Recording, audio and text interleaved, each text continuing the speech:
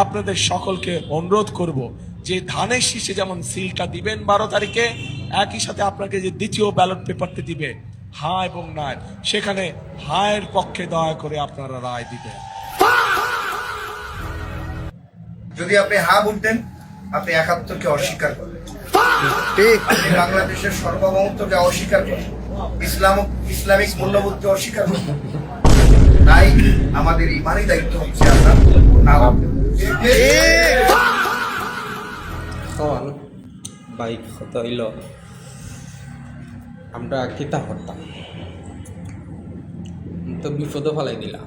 বিপদ বলতে আপনি নেতা হইয়া কইরা যে হা দিতাম আর আপনার কর্মীরা কইরা না দিতাম, এখন আমরা তো কনফিউজ ফুরে গেছি।